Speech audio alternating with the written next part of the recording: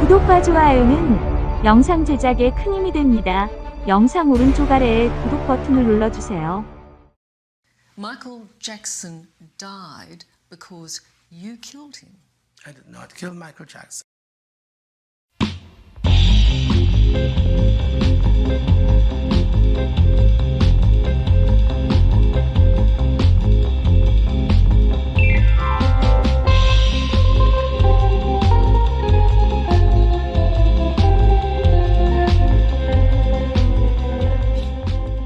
We have a gentleman here that needs help and he's not breathing. 2009년 6월 25일 런던에서 첫 공연이 시작되기 3주도 채 안 돼서 모든 콘서트가 매진되고 마이클 잭슨은 심정지로 사망했다. 그의 개인 의사인 칼레드 머리는 잭슨에게 로스앤젤레스의 주택에서 잠을 자는데 도움이 되는 다양한 약물을 제공했다. 구급대원은 태평양 시간으로 오후 12시 22분에 911 전화를 받고 3분 후에 도착했으나 잭슨은 숨을 쉬지 않고 CPR, 즉 심폐소생술을 실시했다. 소생 노력은 로널드 레이건 UCLA 의료센터로 가는 도중에도 계속됐으며 그곳에 도착 후 1시간 이상 동안 노력했으나 성공하지 못했으며 오후 2시 26분에 사망했다. But because of a series of decisions that Dr. Murray made, which jeopardized his patient, which violated his obligations to his patient and the essence of his Hippocratic oath. 2009년 8월 로스앤젤레스 카운티 검시관은 잭슨리 죽음이 살인이라고 판결했다. 사법당국은 2010년 2월 8일 머레이를 과실치사 혐의로 기소했다. 머레이의 재판은 2011년 9월 27일부터 11월 7일까지 열렸으며 그는 비자발적인 과실치사 혐의로 유죄 판결을 받았다. 머레이는 최고 징역 4년을 선고받았다. 그는 2013년 10월 28일 캘리포니아 감옥의 과밀과 좋은 행동 때문에 석방되었다.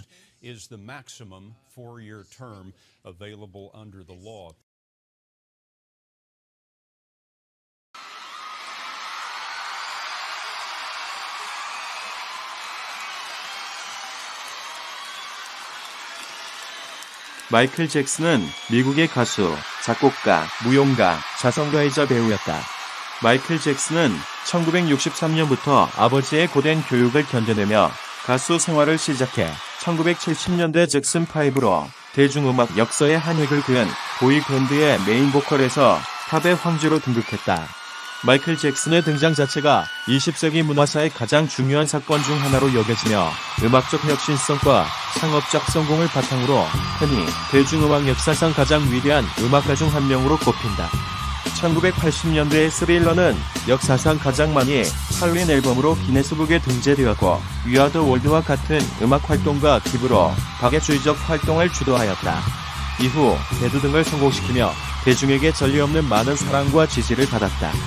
1990년대 발매한 덴저러스 앨범의 성공과 슈퍼볼에서 새로운 퍼포먼스 개념을 정립하였고 이후로도 그의 혁신성은 성공 가도를 달렸다.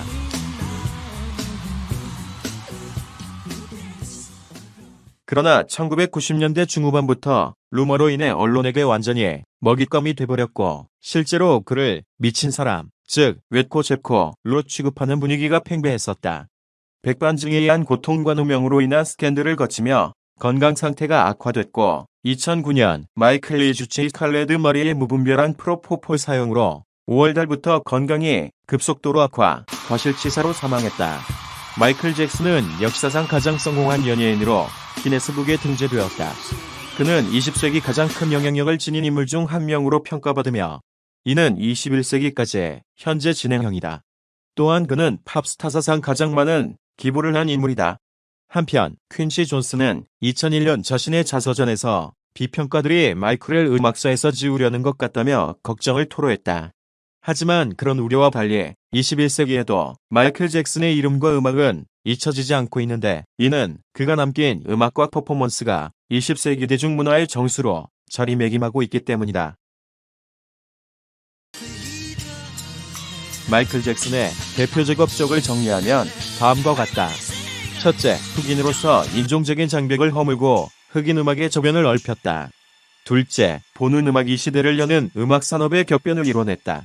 영국 대학 연구팀이 1만 7천 개 빌보드 차트에 오른 곡들을 분석한 결과 대중음악계는 1964년 비틀즈, 롤링스톤즈를 중심으로 한 브리티시 인베이전, 1983년 마이클 잭슨, 더 폴리스, 유리스믹스 등의 팝스타와 신기술의 유행, 1991년 힙합의 황금기, 세 차례의 혁명기를 맞았다고 한다.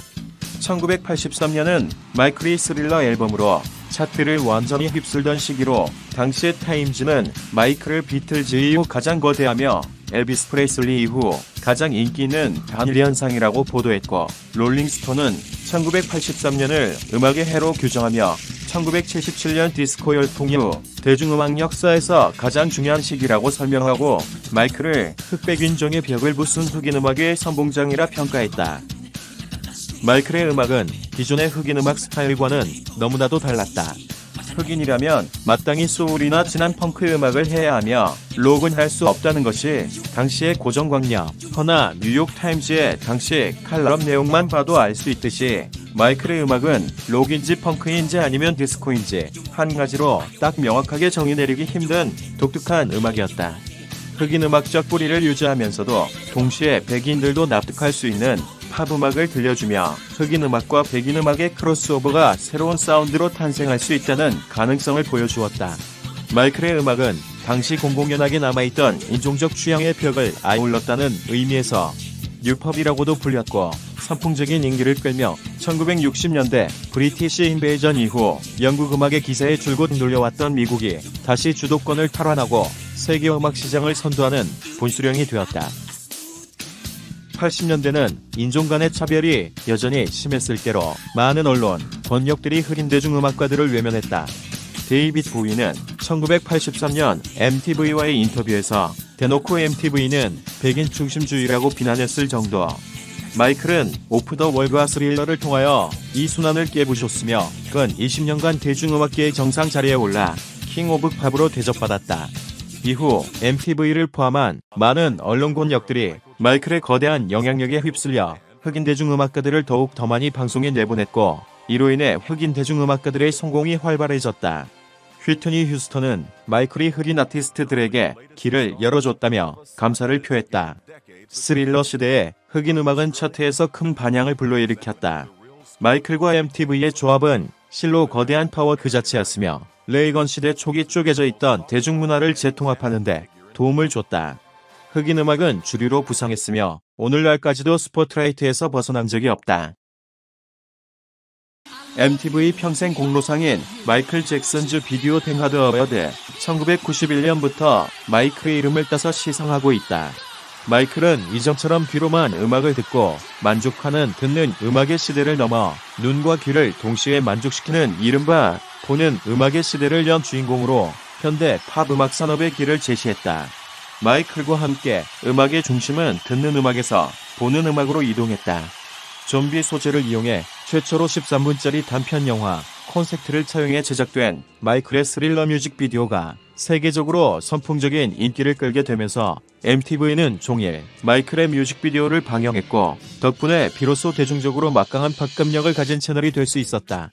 영구보존작으로 선정돼 현재 미국 의회 도서관에 보관 중인 유일한 뮤직비디오이자 MTV가 선정한 역사상 가장 위대한 뮤직비디오 1위, 또 제작 과정 등을 담은 필름 영상만 900만 부 이상 팔려 역사상 가장 성공한 뮤직비디오로 기네스북에 등재된 것이 바로 마이클의 스릴러. 저스틴 비버는 자신의 롤모델이자 우상은 마이클 잭슨이라고 직접 밝혔다.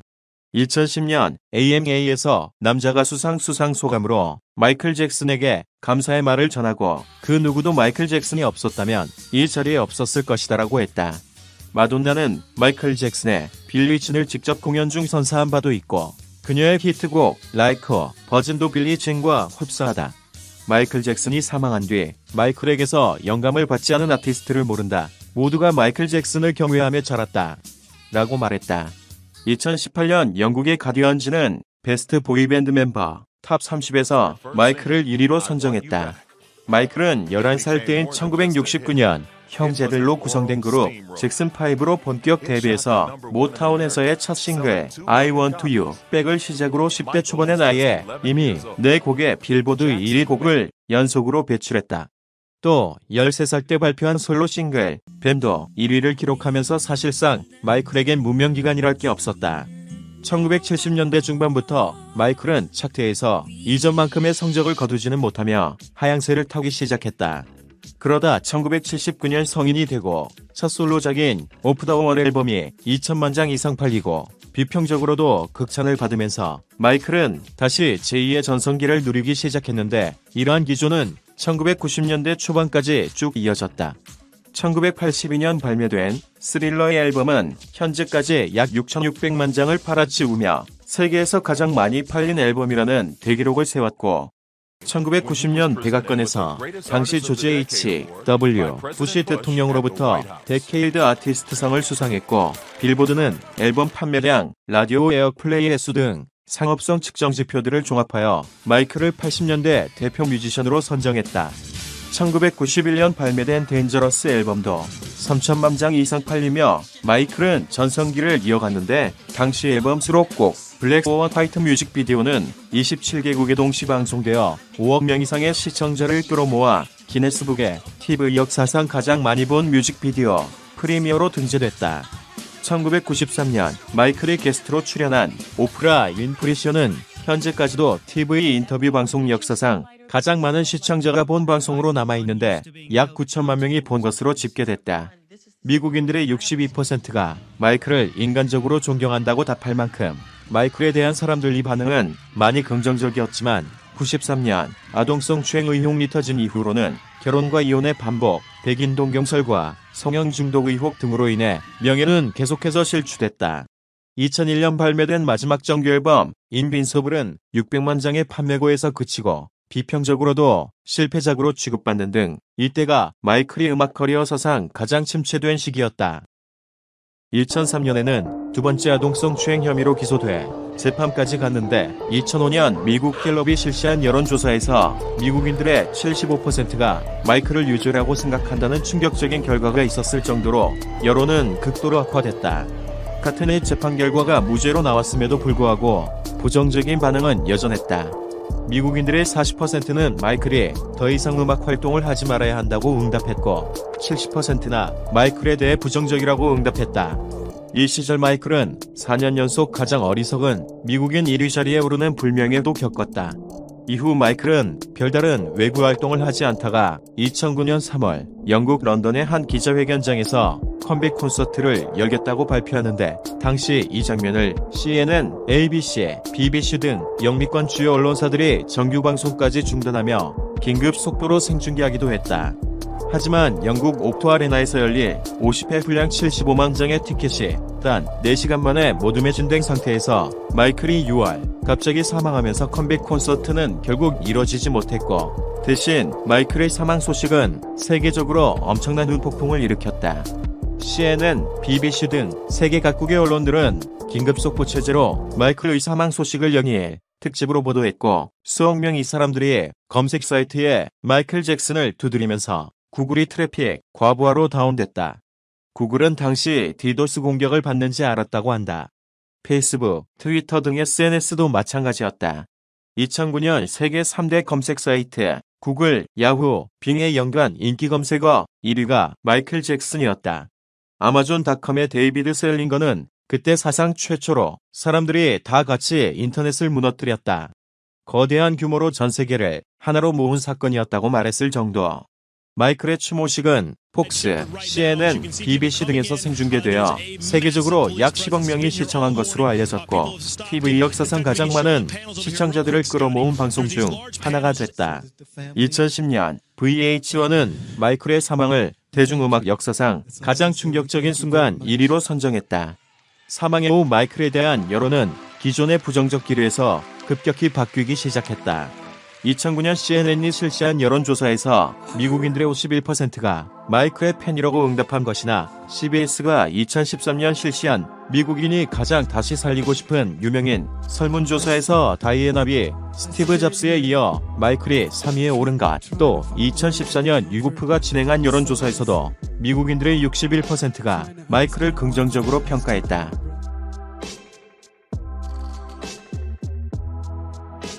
마이클 잭슨이 직접 그린 어린 시절 자신의 모습, 이 그림을 봐도 그의 어린 시절에 대한 슬픈 추억을 엿볼 수 있다. 히스토리 앨범에 실림. 그의 아버지는 음악적 재능이 있었던 자식들을 밴드로 구성하여 공연을 다니게 했는데, 위에도 언급됐지만 잭슨 5 시절 확인된 공연만 500회이고 스트릿 댄서들이 공연하는 성인 클럽에서 아이들을 노래하게 하는 등 지금으로 봐서는 아동학대 수준으로 자식들을 굴렸다. 또 나머지 형제들이 아버지에게 맞는 것을 합친 것보다 더 많이 맞았으며, 사드이는 기본에 걸핏하면 폭언과 채찍에 맞기도 했다.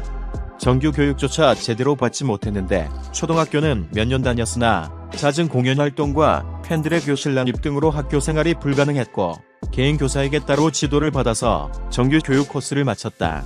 그가 아동 성범죄자로 의심받은 이유 중 하나는 이 트라우마로 인해 아이들을 자신이 집에 초청하여 아이들과 노는 것을 좋아했고, 아이들을 자기 침대에서 재우는 것을 개의치 않아 했기 때문이었다. 그냥 자기 집에 놀러온 애들에게 자기 침대를 양보하고 자신은 바닥에서 잠을 잤다고 하는데, 거기에 그 어떤 성적인 의미나 행동도 없었다고 한다. 어린 시절 아버지 조 잭슨은 자신이 기타를 건드렸다는 이유만으로도 애들을 두들겨 패는 등 집안에서 공포의 대상이었고, 심지어 어린 시절 마이클 잭슨은 아버지의 얼굴만 봐도 부들부들 떨면서 기절하거나 구토 증세를 보이는 등 아버지를 심하게 무서워했다고 한다. 그 때문에 생전 아버지와는 사이가 나빴으며 유언장에서도 아버지 언급을 전혀 안 했고, 유산 분배에서도 어머니 캐서린과 자신의 세 자녀들에게만 유산을 상속, 아버지는 제외시켰다. 그가 코를 성인이 되어서 성형하게 된 이유 중 하나는 어린 시절 아버지로부터 코가 못생겼다는 말을 하도 들어서 코에 대한 콤플렉스가 매우 심했기 때문이다. 마이클 잭슨은 후에 여러 인터뷰에서 아버지와의 관계는 다소 좋아졌고 아버지의 마음을 이해한다고 이야기했다. 잭슨이 80년대 친구를 따라 게이바에 출입했던 사실이 있어 동성애자가 아니냐는 소문이 돌았다. 93년 오프라 윈프리는 잭슨에게 아직도 동정이냐고 물어본다.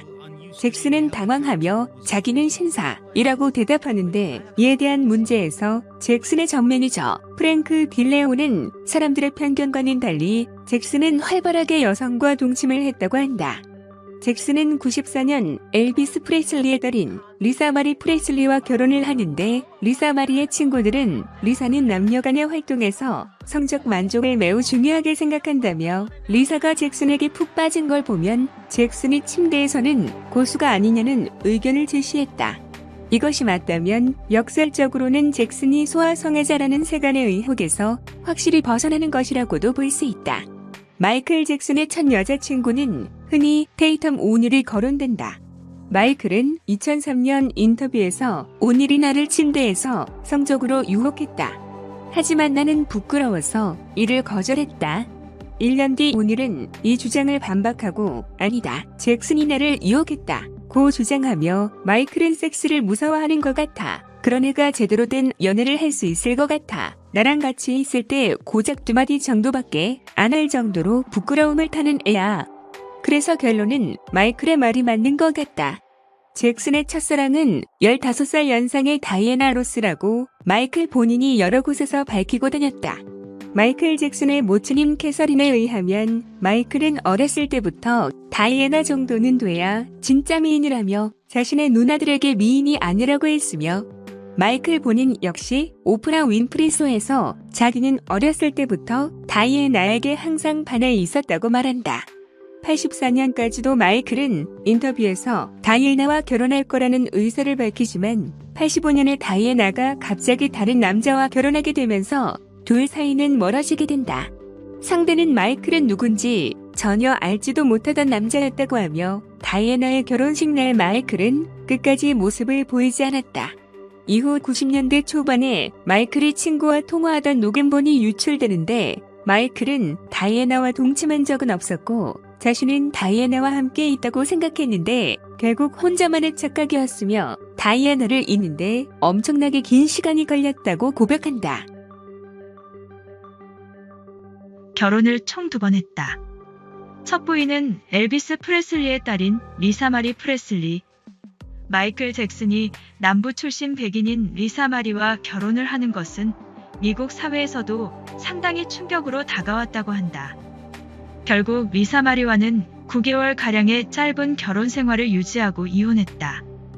이혼 이유는 연애할 때는 몰랐지만 성격 차이가 생각보다 심했고 자녀 문제에 있어 리사는 마이클의 아기를 낳는 게 과연 옳은 일일까? 고민을 해서 미뤘지만 마이클은 재촉하는 상황으로 이게 가장 큰 문제였다고 한다. 이혼 후에도 잭슨에게 투어 공연을 초청받는 등 같이 식사도 하고 사이는 좋았다고 한다. 리사는 마이클이 엘비스처럼 죽을 것 같아 라고 말했다고 증언했는데 실제로 마이클은 엘비스와 비슷하게 죽어버렸다. 2번째 부인은 자신의 친구이자 피부 치료를 돕던 간호사 데비 로우이며 그녀에게서 연년생 남매 프린스와 페리스를 얻었다. 그러나 로우와도 99년에 이혼했다. 다만 잭슨은 별로 로우를 사랑하지 않았다고 하며 둘의 어울리지 않는 조합에 주변에서 많이 의문을 제기했다고 한다. 그러나 로우와의 이혼 후에도 계속 친밀한 관계를 유지했고 그가 성추행 누명으로 소송 중일 때 검사 측을 비판하기도 했다. 자녀로는 1997년 2월 13일생 프린스 마이클 잭슨, 1998년 4월 3일생 해리스 마이클 캐서린, 2002년 2월 21일생 블랭킷, 현재 이름은 비기 잭슨이 있다. 해리스 잭슨은 음악에 관심이 있는지 가끔씩 노래 부르는 영상을 올리고 있다. 아빠를 닮아 음색이 예쁘다. 잭슨 남매들과는 언론에 보여지는 것처럼 그리 사이가 썩 좋은 편은 아니었다고 한다. 어렸을 때부터 자신을 키워준 큰 형인 제키와 1살 터울인 말론과 막내 동생인 자넷 잭슨과는 절친한 사이였고 다른 남매들의 경우는 자신들의 명성과 비교도 안 되게 크게 성공한 형제인 마이클을 질투했으며 마이클 잭슨은 90년대 초부터 거의 형제들과 연을 끊고 살았다. 저매인 랜디 라토야가 잭슨 가족의 명성에 흠집을 내는 짓을 워낙 많이 했고 특히 랜디에게는 금전적, 정신적 피해를 크게 입었다. 마이클 잭슨이 2번째 성추행 스캔들로 고생하고 있을 때 마이클 잭슨을 협박하여 금전을 뜯어내고 판권을 매각하라고 강요하기도 했고 이를 들어주지 않을 시에는 마이클 잭슨이 끔찍히 싫어하는 타블로이드지에 마이클에 대한 루머를 뿌리겠다고 위협하는 바람에 마이클 잭슨이 법원을 통해 친형제를 대상으로 접근 금지 신청까지 받아냈다. 잭슨 사후 그의 형제들이 그의 유산을 놓고 육탄전을 벌이거나 잭슨의 이름을 걸고 사업을 벌이며 VIP 대접을 받으며 다니는 것에 공분을 하고 있다고 한다. 이를 주도하고 있는 사람은 잭슨의 친아버지인 조셉 잭슨이다. 마이클 잭슨의 지인들은 잭슨이 매우 소심하고 수줍음을 타는 성격이라고 증언했다. 레이건 대통령도 백악관에서 초청된 마이클 잭슨을 직접 만나보고 너무 수줍어하는 사람이라 깜짝 놀랐다고 했다. 문워크를 보여달라고 하면 부끄럽다고 얼굴을 붉히는 모습을 종종 볼 수 있다. 마이클은 심할 때는 자신과 눈도 마주치지 않고 대화할 만큼 수줍음을 탔다고 그의 어머니가 말했을 정도다. 경쟁 심도 강해서 롤링스톤즈가 자신이 로스앤젤레스에서 공연했던 공연장보다 더 규모가 큰 공연장을 섭외했다고 하자 엄청 화를 냈다고 전해진다. 쇼 비즈니스계에서는 영악할 정도로 치밀한 사람이었다는 말도 전해진다. 2006년 월드뮤직 어워드 당시 잭슨이 머물고 있던 숙소 바깥에서 팬들이 진을 치고 앉아 추위에 떨고 있었다.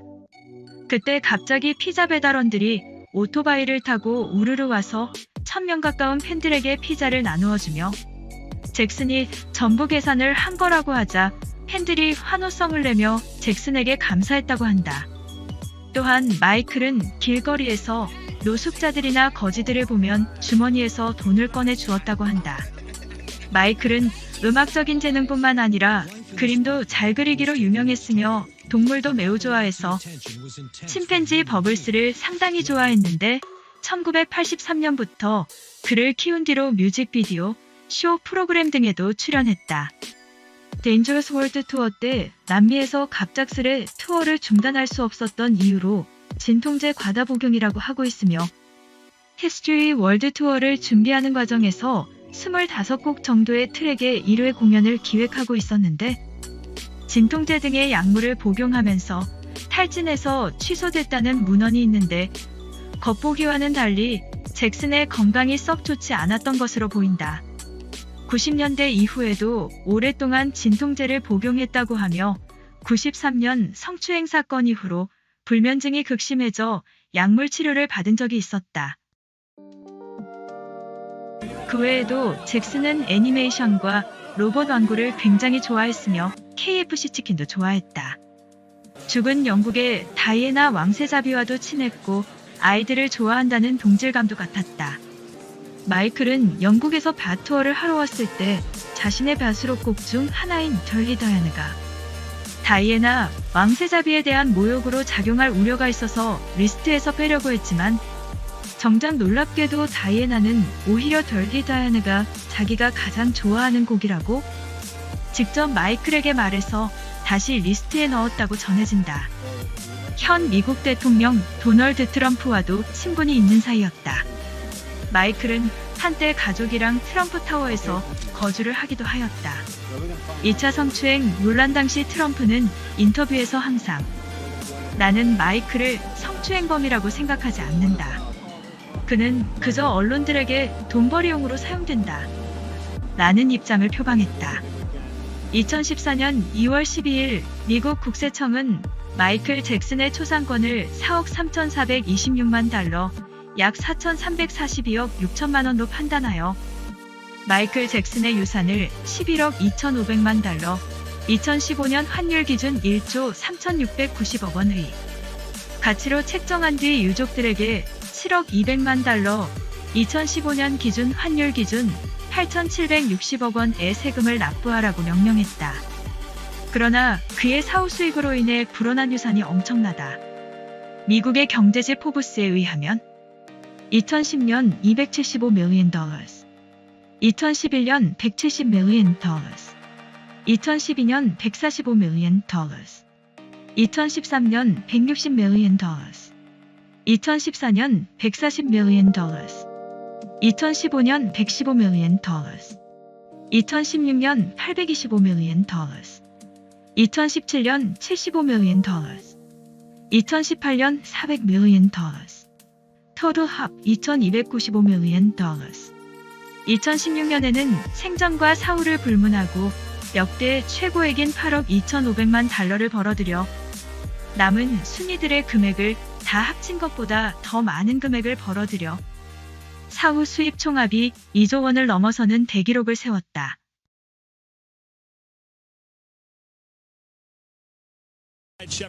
마이클의 추모식은 Fox, CNN, BBC 등에서 생중계되어 세계적으로 약 10억 명이 시청한 것으로 알려졌고 TV 역사상 가장 많은 시청자들을 끌어모은 방송 중 하나가 됐다. 2010년 VH1은 마이클의 사망을 대중음악 역사상 가장 충격적인 순간 1위로 선정했다.